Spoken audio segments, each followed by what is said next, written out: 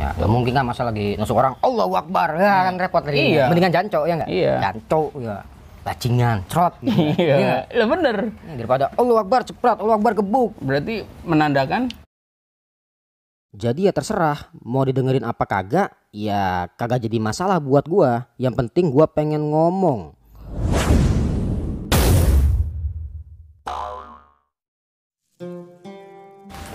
Oke, kembali lagi dengan gua di sini. Aku berpuisi maka aku ada. Kali ini gua kembali lagi untuk podcast bareng-bareng. Jadi sebelum podcast yang pertama, gua minta maaf sebelumnya. Di sini gua nggak bakal ngomongin orang, menyebutkan namanya kagak. Terus apa lagi ya? Ya pokoknya kagak menyerang siapapun atau kelompok manapun. Tapi di sini gua cuman studi perilaku ya, studi perilaku nih ibaratnya. Oke, langsung aja nih ya. Langsung gue datengin seseorang yang sama yang kemarin ini, Bapak Ustadz. Tuan Guru. Ustadz Abdul Sahid Royan di sini. Ya, jadi gue dengar ada yang baru lagi nih di daerah Cakung nih ya. Jadi gimana nih? Yan, kayaknya ada yang baru nih. Isu-isu baru apa nih kira-kira? Ya masih keterkaitan sama yang kemarin mungkin. Sama majelis Ya, ataupun ya studi perilaku juga lah. Studi perilaku juga. Ya maksudnya ada keterkaitannya sama yang kemarin juga. Masih pembahasannya. Oh gitu. Saripatinya masih ada dari situ juga. Ini yang Kiai Hikam bukan nih? Masuk juga sih. Masuk juga? Bisa juga masuk. Bisa juga masuk. Ya. Jadi gimana? Coba di deskripsinya bagaimana nih? Jadi awalnya gimana? Awalnya apa ya? Underestimate itu mungkin apa sih, nggak percaya atau gimana ya? Jadi meragukan. Artinya meragukan bagaimana nih? Coba diruntut dari awal diruntut. Di majelis kan kurang lebih udah jalan beberapa bulan, dan terus ada tambahan hari karena emang permintaan dari beberapa jamaah. Dan memang konsep awalnya itu kalau kita sandingkan kayak sekolah ya ekstrakurikulernya mungkin tambahannya di situ. Apa ekstrakurikulernya itu kita masukin tajwid. Jadi tajwidnya itu belajar Quran itu lebih ngena, lebih masuk gitu. Lebih fokus buat di Quran nih. Awal mulanya begitu. Terus setelah mempertimbangkan dengan pembina, kenapa nggak kita tambah kitab aja gitu kan dari pembina. Oke, kira-kira apa kitabnya? Kan emang Quran itu disuruh pakai Hidayatul Mustafid tentang tajwid ya kalau nggak salah. Ya, biasanya kitab itu dipakai buat standar di pesantren dia tuh. Iya. Ya, terus tambahin deh sama akhlaknya gitu kan. Akhlak. Berhubung kan ya itu kan akhlak itu untuk kegiatan sehari-hari kita. Iya benar. Terus dipakailah kitab Wasoya. Al-Abadil Abna. Oh, ya kan? Yang ya bunaya wahai anakku. Nah, di situ jalan. Tiba-tiba di malam Jumat waktu majelis ada putra seorang kiai yang memang masyhur dulu. Beliau sekarang juga udah wafat kan. Nah, sekarang dilanjutin sama anaknya. Abangnya si Ustadz yang waktu malam Jumat ini datang. Gitu. Ya. Berhubung ini bentar. Ini kita nyebutnya Ustadz apa nih? Inisialnya aja dah, pakai huruf apa kayak gitu. Huruf B aja ya, si B aja dah. Iya, Ustadz B gitu ya. Ustadz B. Ya, berhubung abangnya si Ustadz B ini bisa dikatakan Kiai Sepuh di sini juga. Abang Ustadz B dikatakan Kiai Sepuh. Ya, di daerah Cakung. Di daerah Cakung. Oh, oke. Terus bahkan ya mungkin udah masyhur juga di mana-mana. Ya. Merokok dulu ya. Jadi kita ini deh nggak mungkin kan, karena ini kan jamaah anak muda. Kita harus nyari yang muda juga lah pengajarnya, ustadznya gitu. Berhubung Ustadz B ini masih muda, ya kan? Muda mana sama gua? Muda tuan guru. Oh iya, gua orang muda baby face gua. Ya, terus. Iya, muda tuan guru lah pokoknya lah. Tuan guru. Terus. Nah, jadi dilalau malam Jumat itu saya minta. Kan masih familia sama saya.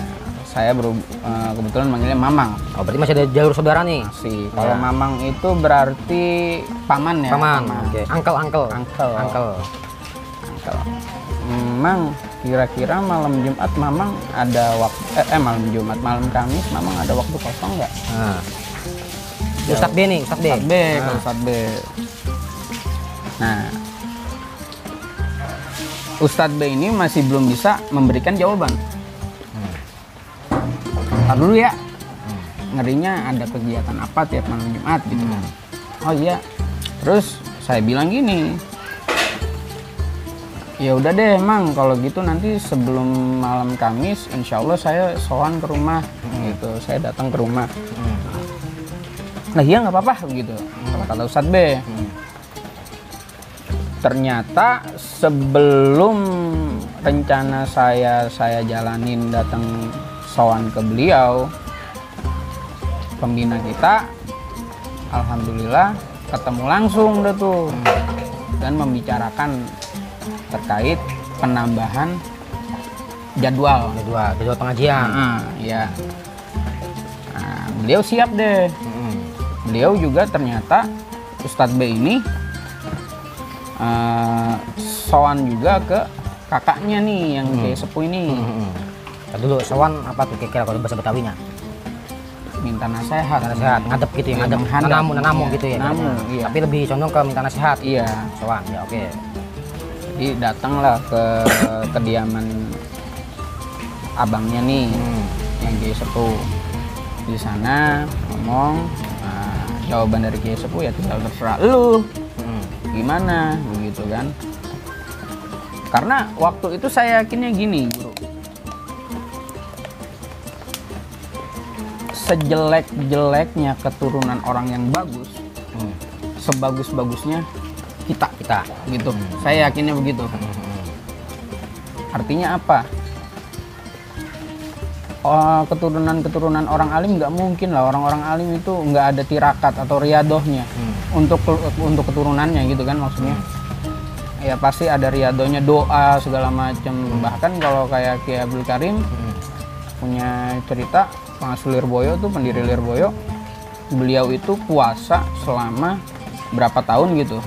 Yang diniatin tahun pertama untuk dirinya, tahun berikut untuk keluarganya, dan tahun berikutnya itu untuk santrinya.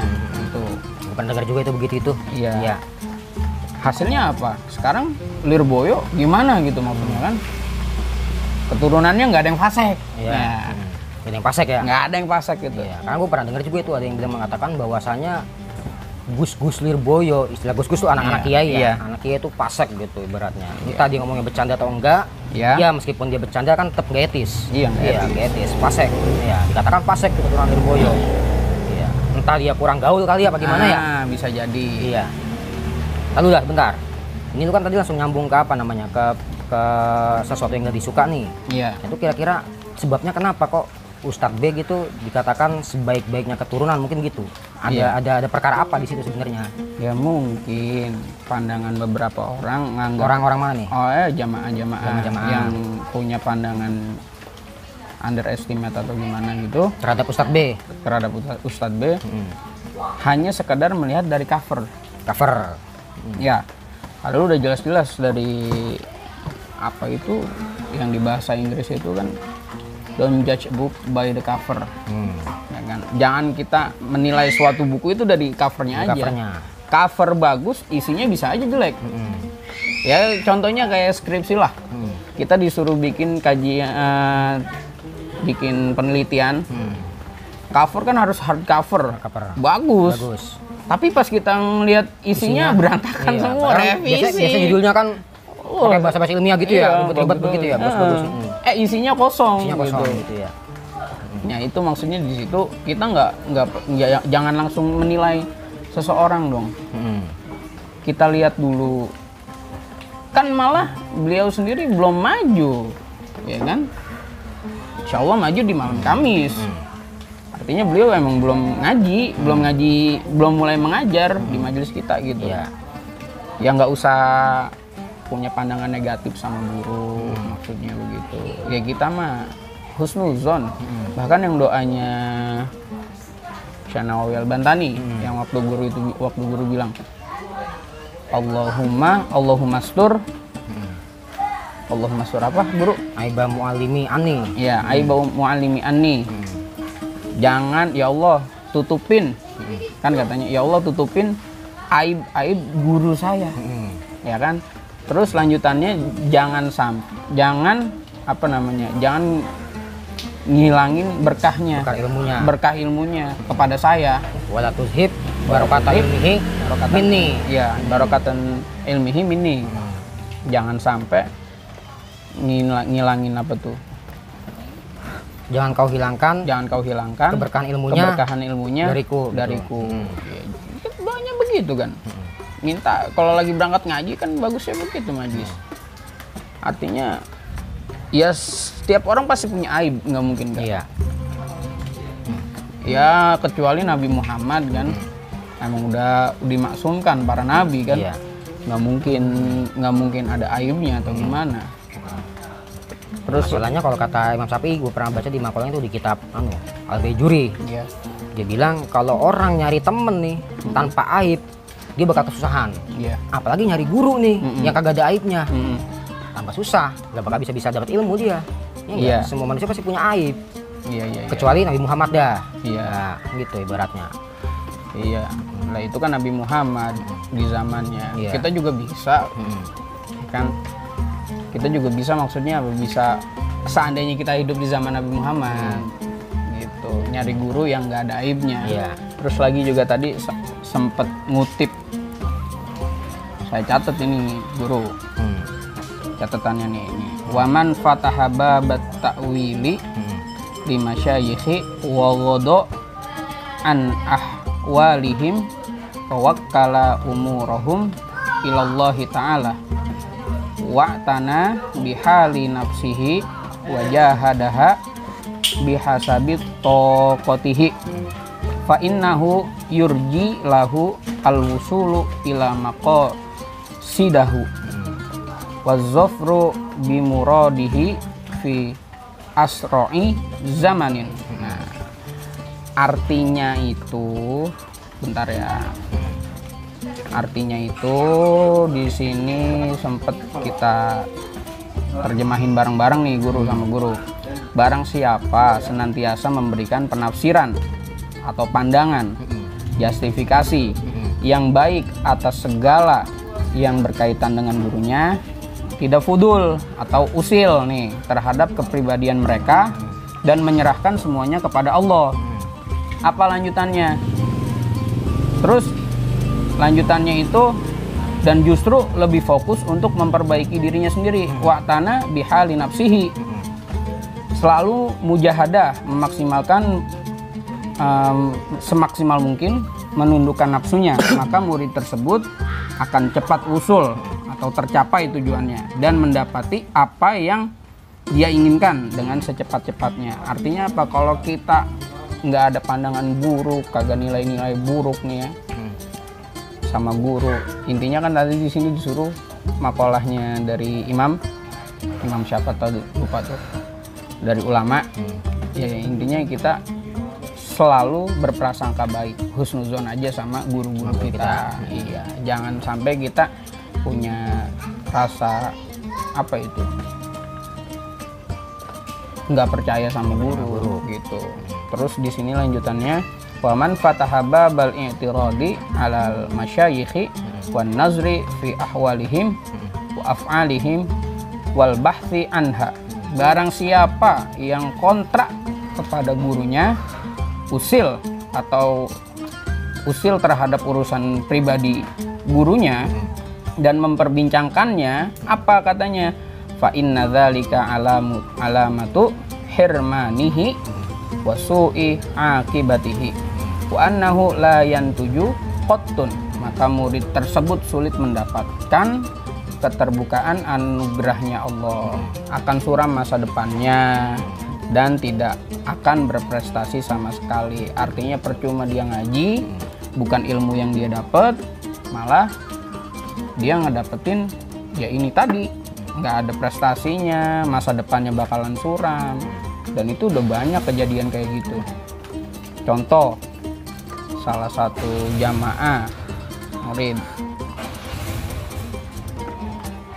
punya punya rasa jengkel, punya rasa nggak seneng sama guru. Lah itu orang akhirnya kagak bisa lulus, kagak berkah banget ya. Padahal berprestasi sebelumnya.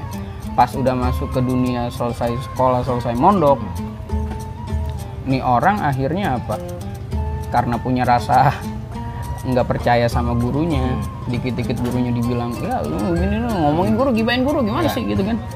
Akhirnya dia belangsak hidupnya, kerja malah ketipu ya. Kagak ada berkah-berkahnya deh.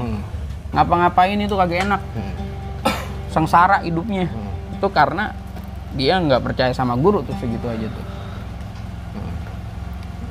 Biasanya emang banyak gitu ya di pesantren ya? Iya banyak banget. Orang rajin, pinter tuh, ngajinya mantep, jos gitu, rajin, tapi emang gurunya bengal. Ya, ibaratnya kurang bagus dah halaknya tuh. Ya, banyak apa gremengin aja deh kita, ngomongin aja ya. Iya. Gerendeng aja gitu. Iya benar. Ya, pas udah lulus nih, belangsak gitu ya. Belangsak hidupnya bener-bener. Terus juga ada tambahan dari kitab Wasoya nih guru. Jadi di bab pertama Wasoya itu kan nasihat guru kepada muridnya. Biasa, ya bunaya, wahai anakku, kan begitu kan, diawali dari Wasoya gitu tuh, enaknya tuh. Seolah-olah tanda kutip itu bahwa orang tua itu bukan hanya orang tua biologis kita aja. Guru pun itu juga orang tua kita, yang wajib kita hormati. Di sini dijelasin, semoga Allah memberimu petunjuk dan pertolongan untuk selalu beramal soleh. Sesungguhnya bagiku engkau ibarat seorang anak yang berada di sisi ayahnya yang dicintainya. Jadi kita murid itu sama guru itu nganggap kita itu sebagai anaknya sendiri. Gitu. Aku akan bahagia dirimu berbadan sehat, terus berpendirian kuat, suci hatinya, berakhlak mulia, menjaga adab, menjauhi perkataan tercela, lemah lembut dalam bergaul, menyayangi sesama, menolong fakir, belas kasih terhadap yang lemah, pemaaf dan tidak meninggalkan sholat, dan tidak menunda-nunda waktu untuk beribadah kepada pencipta, pemilik, pemelihara, penguasamu. Nah ini bukan mukaddimah, ini ada di awal dari bab 1 pembahasan, pembahasan berarti wasiat. Dari pembahasan pertama itu nasihat gurunya tuh, nasihat guru. Kalau kita tulis lagi kan Syekh Muhammad Syakir As-Sakandari, beliau ini kan bermazhab Syafi'i. Artinya beliau juga dikatakan ahli hadis juga di zamannya. Di sini. Nah, di sini juga dijelasin lagi. Wahai anakku, ini masih pembahasan nasihat guru. Seandainya engkau mau menerima nasihat dari seseorang, maka akulah orang yang pantas untuk kau terima nasihatnya. Artinya guru itu yang paling pantas. Selain orang tua ya, orang tua biologis kita. Guru itu nggak mungkin ngejerumusin murid-muridnya gitu. Lanjutannya ada lagi guru nih, gimana? Bacain gak nih guru? Bacain. Aku adalah gurumu, pendidikmu yang membantu memelihara jiwamu.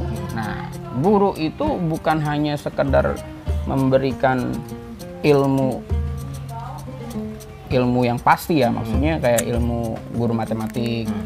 Di luar dari pembelajaran itu, guru juga menanamkan segala macam.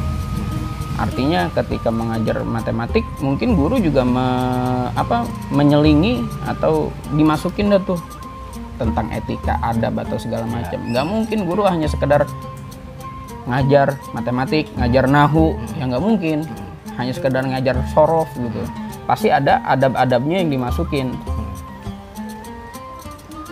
Kalau bisa dibilang kayak gitu dakwah bil hal kan guru. Iya, dakwah bil hal. Dengan perilaku. Situ dakwah bil hal. Karena dakwah dengan perilaku lebih cepat masuk, lebih dengan lebih ngena ya. Akwal dengan ucapan-ucapan lebih ngena bukan dengan perlakuan. Iya. Jadi sih kalau dari saya udahlah cukuplah, nggak usah ada tanda-tanda atau rasa-rasa benci sama guru, kurangin tuh yang kayak gitu. Karena cintanya guru kepada murid itu nggak sama kayak cinta seorang laki kepada pacarnya gitu. Cintanya guru sama murid bagaikan cinta orang tua kita kepada anak-anaknya selamanya. Bahkan juga bisa dikatakan yang menolong kita nantinya yaumil akhir.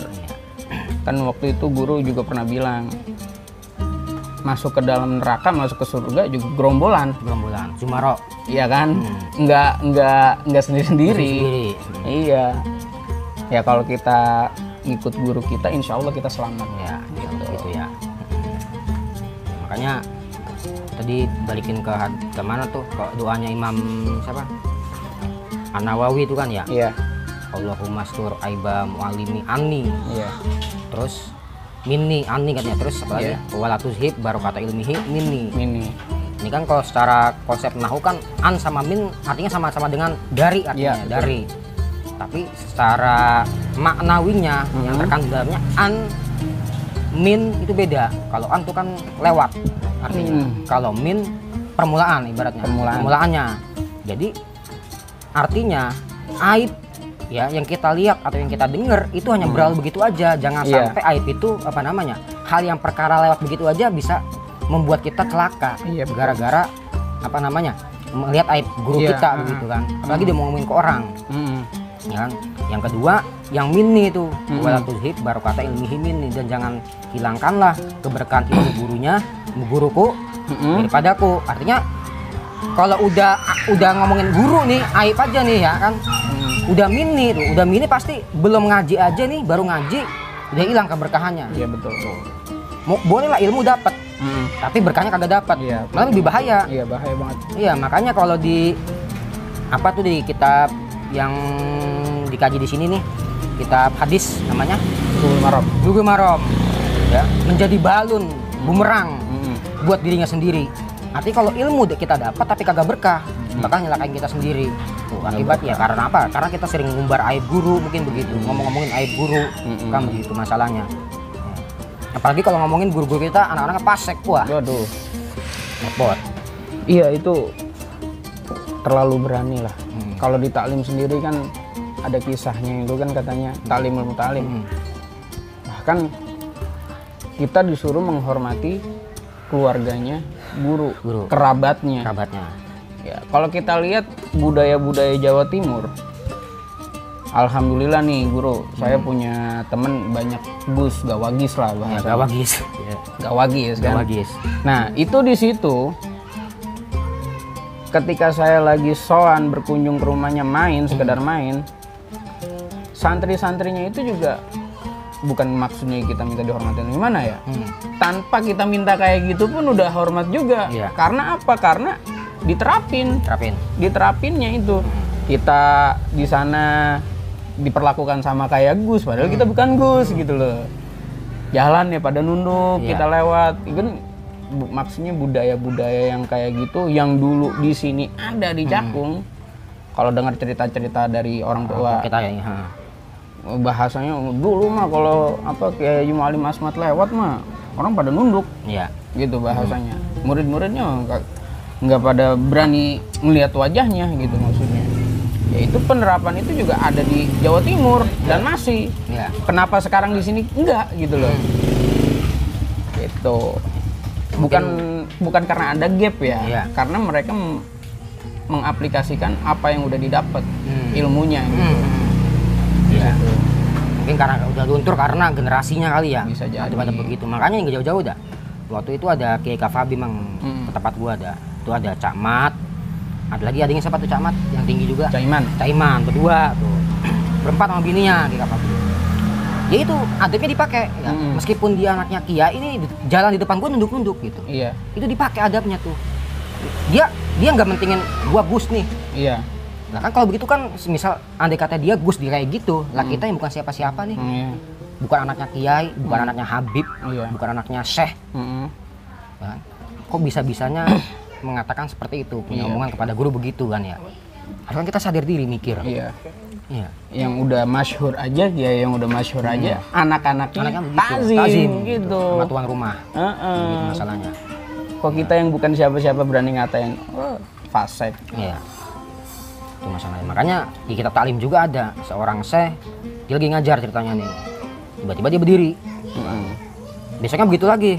Lagi ngajar berdiri lagi. Nah, kan muridnya heran tuh. Guru, kenapa kok berdiri terus ditanya? Tuh di depan ada anaknya guru gua. Iya. Tuh. Dia menghormatin anaknya. Iya. Karena di depan ada anaknya gurunya. Iya, Berdiri dia. Iya. Sampai segitunya kan. Iya. Ini perbincangan perihal adab akhlak itu emang ngena banget. Ngena. Paling enak banget itu. Iya. Kalau ngomongin adab akhlak gitu. Iya. Makanya gua ambil emang temanya apa? Studi perilaku. Studi perilaku. Iya, bukan gibah, bukan. Iya, bukan. Kan kita nggak nyebut nama. Iya benar. Pakai inisial juga kan ya? Pak? Inisial yang Iya. kita pakai. Pakai. Kecuali nama-nama tertentu yang memang udah masyhur. Udah masyhur. Iya. Iya. Tapi kan kita nggak tujuannya ke beliau-beliau gitu. Bukan berbicara beliau-beliau, hanya kita jadikan contoh yang baiknya gitu. Gitu sih. Jadi intinya gimana tuh kira-kira? Udahlah, kita nggak usah punya pandangan buruk sama guru gitulah. Karena saya yakin sendiri sejelek-jeleknya turunan bagus, ya kan, nggak mungkin jelek banget. Iya. Artinya apa? Sejelek-jeleknya turunan yang bagus itu sebaik-baiknya kita. Gitu kan, katanya juga kan, seburuk-buruknya ulama, seburuk-buruknya umaro, ya kan. Itu sebagus-bagusnya kita. Iya. Gitu. Di situ sih. Karena gue emang heran juga sih, emang kadang kita mah umaro ya begitu ya. Iya. Pemimpin kadang suka mencaci atau apa gitu. Kita kan kurang etis juga. Kurang etis. Iya, karena sebaik-baiknya mereka, seburuk-buruknya mereka ya. Iya. Itu sebaik-baiknya Kita. iya. Nah, malum lah namanya ngurusin negara kan pasti ada kesalahan. Iya. Human error lah biasa. Biasa gitu. Insya Nah Allah. ya mungkin juga kan karena kesalahan kita sendiri. Yang balik waktu di topik kemarin itu ada tiga bala yang diturunin. itu. Ya, gara-gara kita ngejauhin majelis. Iya. Iya, itu masalahnya gitu emang. Ngopi dulu. Iya, maksudnya yang nggak usah kita ngomel-ngomel juga. Kita berkaca ke diri kita. Kenapa kita kayak gini, dikasih pemimpin zolim misalnya? Ya kan karena apa? Karena kitanya sendiri. Kitanya ngejauhin ulama. Maksudnya ulama bermacam-macam.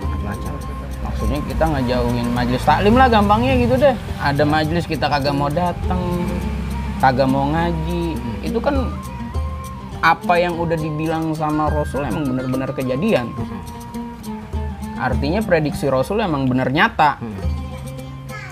Saya di zaman, ya kan? Iya. Ala ummati. Lanjut tuh. Iya, lanjut gitu ya. Ala akhirihi. Iya, gitu aja gampang. Karena ribet juga. Ya udahlah, maksudnya balik lagi, kita nggak usah punya rasa bukan dengki ya bang ya, apa sih, nggak boleh punya rasa negative thinking. Harus sering mengeluarkan positive vibes kalau kata anak-anak zaman sekarang. Iya. Positive thinking aja lah. Jangan selalu mikir negatif. Itu bakalan jadi penyakit hati. Iya. Awal dari segala penyakit yaitu adanya dari hati. Pikiran juga. Itu di situ. Iya. Langsung udah timbul kemana-mana. Terjantungan. Iya.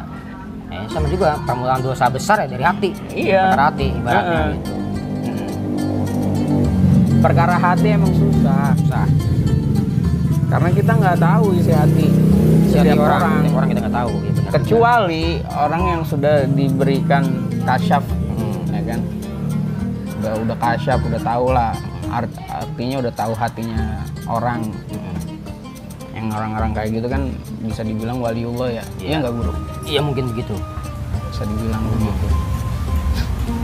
Penanaman akhlak itu penting sejak dini. Bahkan ada riset itu dulu saya ingat dari MI. Saya dibilangin sama guru bahasa Indonesia. Kebetulan itu encing saya sendiri.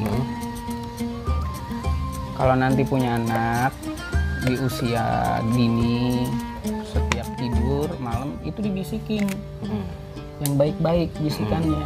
Insya Allah itu bakalan ketanam di pikirannya, langsung masuk ke hati katanya gitu. Itu hasil riset sih. Makanya kan dari buayan kadang kan orang yang zaman sekarang didengerin Quran aja yang baik-baik, kalimat thayyibah gitu maksudnya. Ya bukan cacok bukan ya. Bukan cancok gapel ya. Enggak gitu. Iya. Tapi didengerin yang bagus-bagus. Quran gitu ya, sholawatan gitu ya. Iya. Tapi tergantung juga sih. Nah ini menarik nih. Dari kalimat jancuk, asu, gatel. Kalau menurut pandangannya Cak Nun, kalau kita mengucapkannya dengan udah akrab, itu enak. Kayak contoh di Jawa lagi nih lah. Cuk, nyili duitnya po. Nggak enak, woi, minjem duit apa? Enggak begitu. Kalau di sana, cuk, raimu, aku nyili duit po, gitu kan. Minjem duit ngapa gitu. Ada coknya gitu. Nah, iya, jadi karena udah ada akrab. Bisa kalau di sini bisa jing gitu kan ya. Anjing gitu. Jing gitu kan. Iya. Karena udah akrab. Ada udah ada ininya, uslubnya ibaratnya. Iya, bener. Ya, bahkan kan saya punya temen itu di sana titiknya itu diganti pakai cok, guru. Wancok. Konan deh cok gitu kan. Dari mana cok gitu? Mana aja sih gitu kan. Itu belakangnya pakai cok semua, titik. Komanya pakai cok, segalanya pakai cok, nggak bisa lepas dari cok gitu. Dan mungkin kalau kata Sujiwo Tejo, mungkin ya, ini pendapatnya Sujiwo Tejo, ketika Bung Tomo sedang menombak pasukan sekutu, gak mungkin Bung Tomo hanya teriak Allahu Akbar, pasti ada kata jancok. Amarahnya dengan semangat, segala macem masuk ke situ. Kalau kita plesetin lagi, jancok, JANCOK, jangan anggap neraka cuma omong kosong. Bisa jadi kan guru? Jadi. Sebagai pengingat kita. Iya. Ya, gak mungkin kan masa lagi nusuk orang Allahu Akbar, ya kan repot tadi. Iya. Mendingan jancok ya nggak? Iya. Jancok ya, bajingan, cerot. Gitu. Iya. Lah bener. Daripada Allahu Akbar ceprat, Allahu Akbar gebuk. Berarti menandakan Allahu Akbar itu kalimat untuk mengasari orang, menyakiti orang. Iya. Bahkan kan ketika kita ngurban aja kan bukan Bismillahirrahmanirrahim kan. Bismillahirrahmanirrahim juga. Iya. Perkara baik, tapi sekarang emang takbir disalahgunakan itu. Banyak yang begitu. Makanya kalau kata quotes-nya Ibu Kartini itu, agama memang bisa menghilangkan dosa. Tapi betapa banyak dosa yang terbuat dari agama. Iya. Ya kan ya. Betul. Masalahnya itu. Sama halnya ini, makolahnya dari Syekh Muhammad Abduh, tokoh pembaharu Islam yang dari Mesir. Apa katanya? Zahabtu ilal bila di Gharbiyah, apa tuh pokoknya gitulah bahasa Arabnya. Yang intinya gini, ketika saya berangkat ke negara barat, di sana saya tidak melihat orang Islam, tapi saya melihat Islam di sana. Sedangkan ketika saya berada di negara timur, saya melihat banyak orang Islam, tapi saya tidak melihat Islam di sana. Artinya apa? Yang dilihat itu bukan orangnya, Islamnya, karena Islam itu perilaku. Balik lagi ke adab berarti kan. Karena non Muslim itu nggak melihat kita, dia nggak baca Quran, dia nggak ngerti Quran atau segala macam. Dia melihat keseharian kita. apa yang keluar dari kita bagus, ya dianggap bagus. Konotasinya begitu, kayak. Iya. Artinya selama kita punya akhlak yang baik, nggak kasar ke sesama atau segala macem, nah itu di situ orang non muslim melihat kita kayak gitu. Tetapi ketika kita dengan arogansi kita, dengan wah segala macam kita, nah itu di situ bakalan ngebuat Islamnya jelek. Iya. Kan bahkan juga kan katanya gini juga, kayak unzur makolah wala tanzur mankolah. Lihat apa yang diomongin, jangan lihat siapa yang ngomong. Mau itu orang pemabuk atau apa, kalau selama itu omongannya baik ya ambil. Tapi ketika kita ngeliat orangnya aja, kan salah. Wah yang ngomong ini nih ustadz ini, ustadz ini, nggak apa-apa dia, katanya malah statementnya ini contoh kecil nih di syariatnya nih, wudhu itu salah satu rukunnya itu kan mengusap kepala, rambut lah, Masuk badi roksi. iya. Lah itu dibilang bukan rukun. Jadi rukunnya itu hanya muka dan kedua tangan. Dua tangan. Lah kan itu udah aneh. Kalau kita hanya melihat siapa yang ngomong, bukan isinya. Iya. Udah salah besar itu di situ kan. Jadi selama orang yang ngomong itu, mau orang itu seorang ustadz, seorang guru atau apa, kalau itu omongannya jelek nggak usah kita ambil. Kebalikannya, kalau yang ngomong itu berandalan, yang ngomong itu orang jahat menurut kita, yang ngomong itu pemabuk, pengguna narkoba, selama omongannya bermutu baik, ya kenapa kita nggak ambil? Itu juga salah satu dari adab juga mungkin. Bener gak Guru? Iya begitu. Menghormati. Artinya kalau pengen ngambil omongan orang jangan lihat yang ngucapin, tapi lihat apa yang diomongin. Iya. Oh, berarti unzur makola wa tanzur mankila harusnya. Oh gitu. Mankila, apa yang diucapkan. Iya. Kola, kila, majulnya. Berarti kila yang diucapkan. Yang diucapkan, iya bener. Ya kayak gitulah Guru. Sekarang emang dunia udah tua. Udah tua ya? Udah tua. Kalau kata orang Jawa, menghadapi orang-orang yang mencibir, yang nggak senang, yang selalu punya pandangan negatif, kata orang Jawa itu Gusti Allah buat mensare. Gusti Allah itu nggak tidur, cuma kitanya aja yang bangkong. Artinya gimana ya? Ya kitanya aja kalau tidur kelamaan. Iya. Untuk menghadapi anu tuh. Iya. Saking bangkongnya kan kagak ini dah, nggak dapet rahmatnya Allah dah. Iya. Ya, saya mah yakin aja mah, selama keturunan itu keturunan bagus, pasti baliknya bagus. Lain hal ketika misalnya kan bagaikan Al-Quran yang rusak. Misalnya Quran ini rusak, tetap kita menghormatinya. Ini salah satu adab juga nih, tapi nggak usah kita pakai. Iya. Itu konteksnya ketika kita sudah melihat keseharian yang kita udah bareng atau gimana. Mungkin berlaku juga untuk yang mulia Guru Hikam gitu bahasanya. Iya.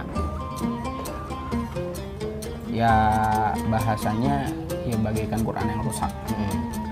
Tetap saya harus menghormati, Tapi nggak bisa saya pakai. tapi saya nggak bisa pakai referensi segala macam. Ya percuma dong Quran rusak. Udah rusak. Iya. Kita mau baca susah. Kita mau baca susah, malah salah nantinya. Bener. Ya kan? Iya. Justru kita muliakan ya. Tetap Baru kita bakar tuh biar gak rusak. Iya, Nah, benar. ya Menjaganya. menjaganya ya enggak. Menjaganya kita bakar. Apalagi kita studi perilaku. Iya, nggak sebut nama. Iya. Nah, buat menjaga dia gitu. Iya benar. Biar artinya biar yang denger ini kan nggak seperti dia atau akhlak kita yang kurang Iya, bagus juga kan. iya, gitu. betul. Itu masalahnya. Jadi pokoknya kita kembaliin aja ya. Iya. Sebaik-baiknya sebagus-bagusnya, seburuk-buruknya keturunan bagus, Sebaik-baiknya kita. kita gitu ibaratnya. Jadi harus percaya diri aja gitu ya. Percaya diri percaya diri harus husnuzon aja. Husnuzon aja. Husnuzon, iya. Berprasangka baik aja kita. Jangan seuzon. Iya. Bahaya banget kan tadi dibilang di sini kalau kita seuzon sama keturunan orang-orang alim ya. Nah, apalagi kan katanya gini, kita nggak tahu, siapa tahu beliau waliullah atau gimana, ya kan? Dari Buya Yahya itu pernah bilang, yang berat itu yang ketika nomor 4, kan ada wali yang tahu dirinya wali dan orang-orang tahu, Allah juga tahu. Ada wali yang dirinya nggak tahu, tapi orang lain tahu kalau itu wali. Terus ada wali yang orang yang dia tahu, tapi orang lain nggak tahu bahwa dia itu wali. Yang keempat nih, ada waliullah, kekasih Allah ini, orang-orang nggak tahu, dirinya nggak tahu. Cuma Allah doang yang tahu. Ini bahaya ketika kita punya rasa benci. Atau rasa nggak percaya gitu kan. Menyakiti kekasih Allah sama aja menyakiti Allah. Kan impactnya besar. Nah, di sini kita disuruh apa? Menjaga sikap kita untuk berprasangka baik kepada siapa. Prasangka baiknya siapa tahu dia wali gitu ya. Iya. Underestimate aja. Bahkan kalau ada orang mohon maaf, ODGJ itu, orang dalam gangguan jiwa. Itu saya dipesan sama guru saya dulu. Kalau ada orang yang kita anggap gila, jangan pernah kita manggil dia orang gila. Lagi apa namanya menghina-hina gitu ya. Iya. Ya karena apa? Bisa aja itu waliullah. Dan bahkan abangnya mama saya selalu pernah bilang gini, itu bukan orang gila, itu orang paling spesial di mata Allah. Bilangnya begitu. Ya harus nggak spesial gimana? Sholat nggak diwajibin, segala macam nggak diwajibin. Ya, makanya hak taklif, batasan untuk melakukan ibadah kan hilang ketika dia gila. Iya betul. Zahabul akli, zawalil akli kan gitu. Hilang ketika dia gila. Siapa tahu dia bisa gila jadi wali kan gitu. Iya. Kita kan nggak tahu. Karena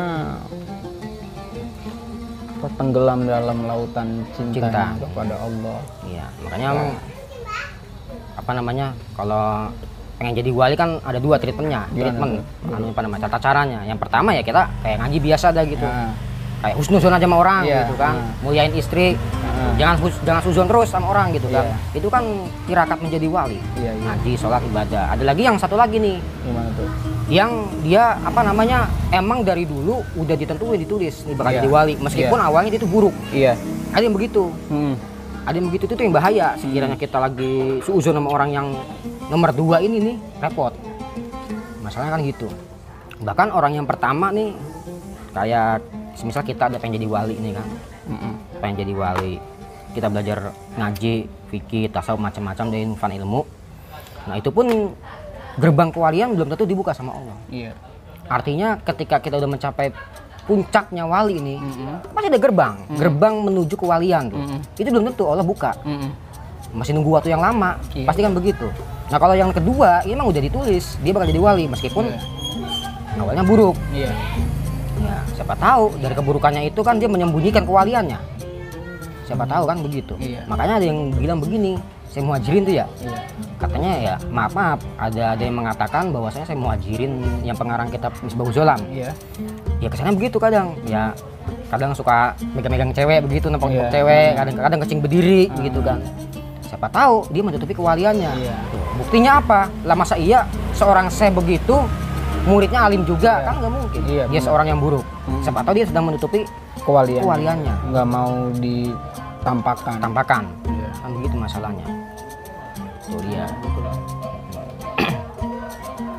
Wallahu yahtasu bi rahmati mayasa. Jadi Allah terserah dia mau ngasih rahmatnya ke siapa kayak kan begitu. Yang penting kita ya suuzon aja. Karena husnuzon. Iya husnuzon. Karena ya semua apapun itu kembali ya udah suka-suka Allah lah. Kenapa mulut diciptakan di depan bukan rumah? Ya suka-suka Allah, ngapain kita mikirin? Ya, makanya makhluk tahazabatila subhanaka fakina azabana. Jadi apa yang diciptakan Allah, entah itu buruk, baik, ada hikmahnya. Termasuk perlakuan kita nih, perlakuan orang-orang terlihat buruk, ada hikmahnya biar kita kagak begitu, kan begitu istilahnya. Iya enggak? Nah, kalau ada misal kiai begini, ya udah kita husnuzon aja. Karena kalau udah sampai tingkat wali, ya udah serahin sama Allah udah begitu. Nah, makanya ada kisah tuh Kiai Hasyim Asy'ari. Itu kan pendiri Nahdlatul Ulama dia. Dia terkenal sama kewaliannya, wali kan dia itu. Ya karena gue juga wali, saya Khalil wali juga, ya kan. Nah terus ada salah seorang kiai di daerah Nganjuk kalau nggak salah tuh, kiai siapa saya lupa namanya ya. Tuh. Nah itu murid-muridnya main topeng. Sebenarnya kayak topeng apa tuh topeng? Ludruk bukan? Ludruk ya? Ludruk bukan? Ya ludruk dah. Begitulah kayak wayang-wayang gitu. Wayang orang. Wayang orang. Ntar dulu, lagi azan dulu. Azan dulu, rokok dulu dah. Udah lanjut nih ya. Nah tadi kan saya Hasyim Asy'ari, seorang wali nih terkenal, gurunya juga wali. Nah saya Khalil. Nah ketika itu ada di daerah Nganjuk kalau nggak salah ada seorang kiai juga tuh, murid-muridnya dijarin topeng, main-main kayak ibarat kayak kedulumping dah gitu paling gitu ya. Iya. Ya kayak gitu dah. Nah, terus kiai Jawa Timur tuh ngomong sama Kiai Hasyim, Kiai tolong dong bilangin itu kiai ini nih, siapa tahu saya lupa namanya gua. Masa santri dijarin begitu tuh? Ya, kan kiai dia, masa dijarin begitu, bukan dijarin ngaji kan begitu. Nah oke dah, ntar saya bilangin dah kata Kiai Hasyim. Besok saya ke sono. Nah pas malamnya nih Kiai Hasyim tidur mimpi. Jadi semua ngumpul tuh ulama-ulama Jawa Timur, sholat, ternyata imam kiai yang itu tuh yang ngajarin apa namanya? Topeng itu. Iya. Makanya udah dah berhenti, kagak berani gua. Nah, karena udah lebih tinggi derajatnya. Masalahnya kalau udah kita sampai ke orang itu makom wali, ya udahlah biarin, terserah udah mau bagaimana kayak begitu. Iya. Bahkan yang kita yakini sendiri, mohon maaf kayak Habib Syekhon. Ya kan, Habib Syekhon sendiri kan kalau orang yang nggak tahu gila apa gimana, mohon maaf gitu maksudnya. Artinya apa? Ya karena makomnya beliau sudah sampai di tingkat paling tinggi. Ya, bukan kayak kita. Guru kan pernah bilang, ketika orang sudah sampai di tingkat tinggi atau bisa dibilang tenggelam dalam lautan cinta kepada Allah, akalnya dicabut. Orang-orang jazab, akalnya dicabut di situ. Karena ya udah yang dilihat apa aja Allah gitu kan. Lain hal kalau misalnya jazabnya dibuat-buat ya, pura-pura gila biar wali gitu ya, beda lagi. Soalnya kalau memang korda begitu udah tingkat asikin ibaratnya. Orang yang udah ngelihat apapun katanya Allah aja udah. Ngelihat jihad misal Allah, ngelihat pohonan Allah, ngelihat gunung Allah, semuanya Allah. Tingkat asikin kayak gitu. Karena udah deket yang dekatnya. Kayaknya enak ya kalau jadi orang gila ya. Istimewa. Lepas dari taklif ya. Dari hak taklif, ibadah kita lepas, nggak pakai sembahyang lagi udah. Nggak usah. Enak dong. Berarti zakat kagak usah. Iya, digebukinnya dikit-dikit paling gitu ya. Iya. Jadi gila. Enak itu gitu. Akal dicabut segala macam. Iya. Apa kira-kira nih? Itu aja sih. Itu aja ya. Ya, ada lagi ya. Udah itu aja. Nah, ini nih ada tambahan dikit nih. Saya ngutip dari Gus dari Jombang. Nalar kritis mulai dinabobokan oleh keadaan. Penyeragaman pemahaman serta pragmatis dalam mengambil kebijakan bukan lagi tentang mana kanan dan mana kiri. Yang penting pemersatu bangsa telah mentekling jagal sana sampai batal. Banyak yang cedera, banyak pula yang bahagia. Ada lagi nggak gitu maksudnya. Jelas masih banyak yang harus diperbincangkan, tapi semuanya memilih di online-kan saja adalah jalan yang terbaik. Barangkali ninja terlalu cepat gitu, maksudnya jalannya ninja terlalu cepat. Kita ya udah di nalar kritis kita sebenarnya ya saat ini emang udah dikurangin kan. Sebabnya apa tuh? Ya mungkin kalau kita ngeliat dari ke sisi pemerintahan kan, kita kritis nggak boleh, segala macam nggak boleh. Itu hanya ke pemerintahan mungkin. Adab, walaupun kita juga harus menjaga adab kita kepada pemimpin. Sebabnya mungkin saja nih ya, ketika nalar kritis kita sudah dipapras, setiap pemberi kebijakan itu mereka punya jalan panjang dalam pemikirannya. Artinya selalu ada riset. Wah, mungkin kalau misalnya kebangetan dibebasin nanti kayak gini. Adanya perpecahan, blok sana dan blok sini gitu. Ya udahlah, dipampat dulu sampai sini gitu. Nggak baik juga. Ya walaupun itu ada bahasanya kepentingan pribadi atau gimana, kayak gitu.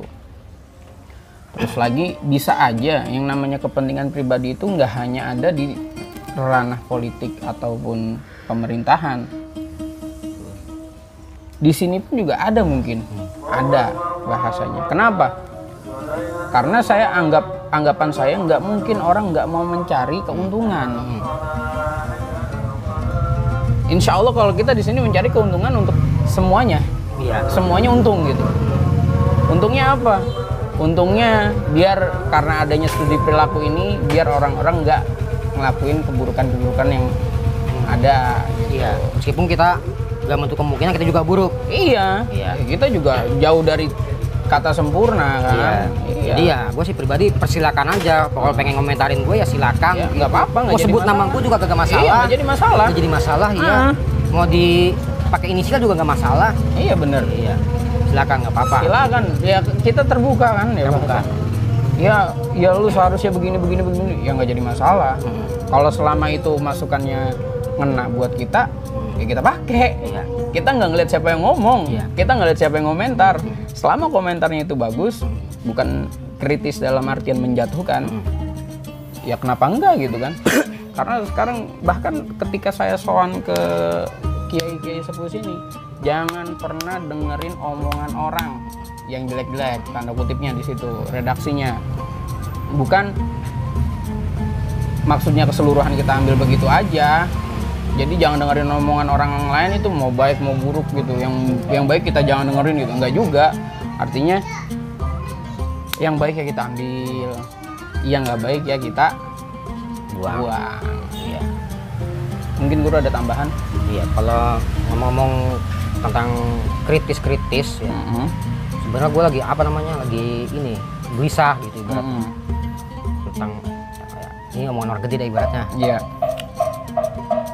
Islam itu sendiri Islam ibaratnya. Ya.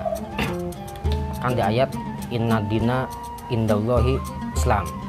Bahwasanya agama yang direstui di sisi Allah ya Islam. Artinya kan bener tuh. Ya. Nah dari kata itu mungkin ya orang-orang Islam di Cakung atau di mana sekalipun udah udah nyenyak dengan kata-kata itu. Artinya udah terlena bahwasanya dia menganggap dirinya bukan dirinya, agamanya itu bener. Bener banget dah ibaratnya, agama yang lain salah ibaratnya. Nah dari situ karena agamanya udah merasa direstui Allah, jadi si subjeknya ini, orangnya ini menganggap dirinya udah paling bener. Ya, sedangkan di Quran kan banyak, ada afala taqilun, afala tatafakkarun, ada lagi kayak di surat apa itu yang Al-Qari'ah itu.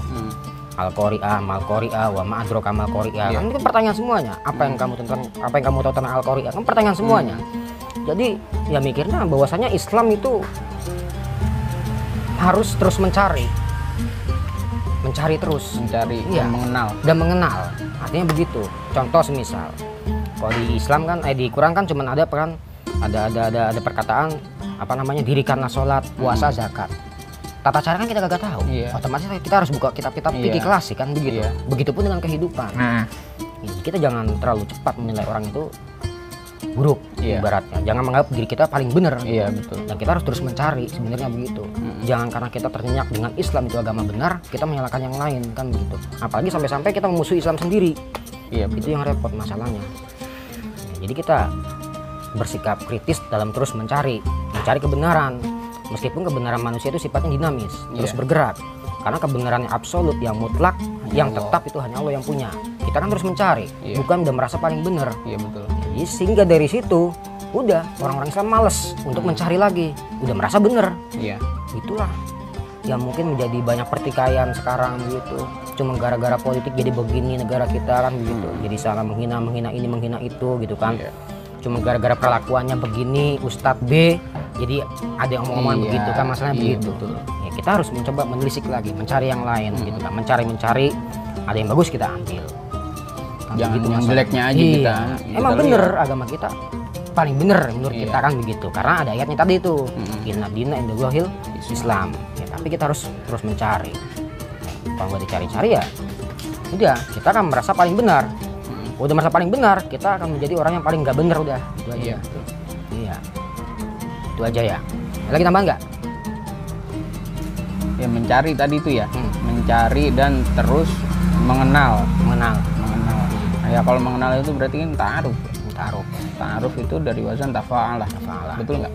Saling yang artinya itu faidahnya dari wazan tafa'alah itu kalau nggak salah ada 4 atau 5 tuh faidahnya. Nah yang saya dapat itu satu itu wazan tafa'alah itu sifatnya berkelanjutan ya.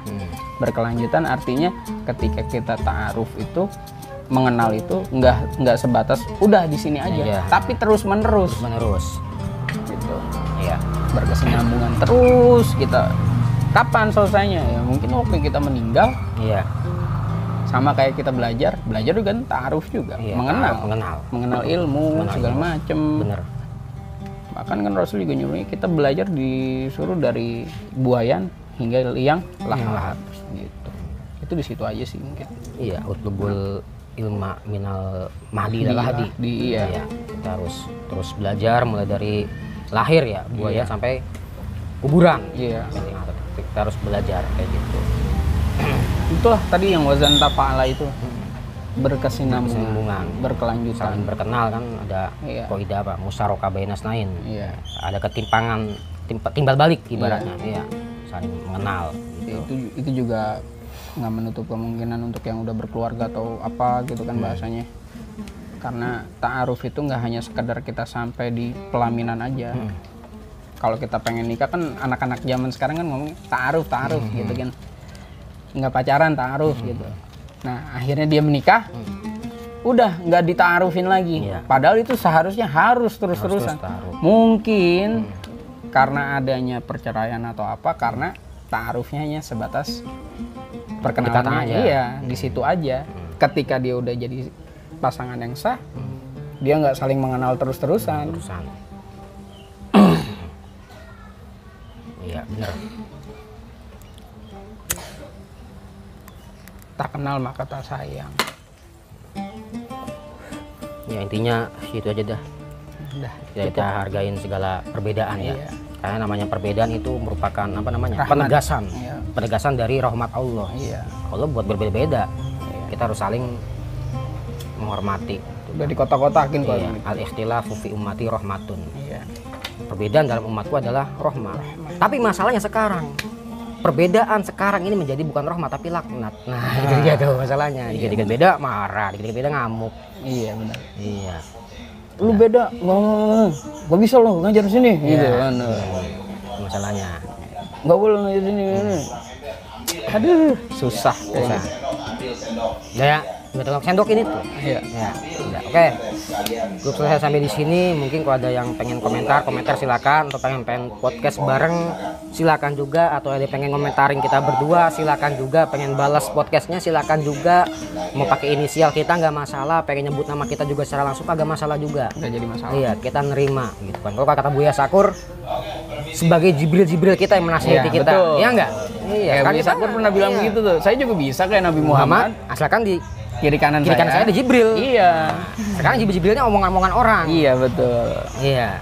Tapi kalau emang menanggapi itu kan tadi ada makalah tuh. Iya. Sako binafsik. Iya kan ya. Iya benar.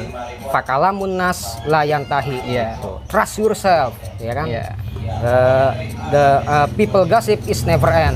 Betul. Percayalah dirimu sendiri karena namanya gosip orang nggak bakal berhenti. Betul. Itu aja ya. Terus menutup. Itu yang gimana? Buya Syakur juga ngomong. Yang gimana? Kita nggak bisa meminta semua orang itu untuk sama kita. Ya, itu ada itu di quotes-nya Buya Syakur. Iya, artinya itu ya kita harus menerima segala perbedaan. Iya. Nggak boleh kita menetapkan lu harus sama gue. Gue ini di sini sebagai guru lah misalnya gitu. Jadi lu harus sama gue, nggak bisa begitu. Sedangkan kita juga emang disuruh jadi guru jangan cuma satu. Iya. Cari yang banyak. Bukan untuk kita bandingin, tapi ambil ilmunya semua. Ilmunya. Ya mungkin itu aja Bang. Iya, oke dah. Ya, pokoknya kalau kita mencintai orang tapi kita harus suruh ikutin kita, artinya kita bukan mencintai dia tapi mencintai diri kita sendiri. Betul. Ya, gitu. Oke dah, cukup sekian podcast kali ini, semoga ada manfaatnya untuk kita semua. Assalamualaikum warahmatullahi wabarakatuh. Waalaikumsalam.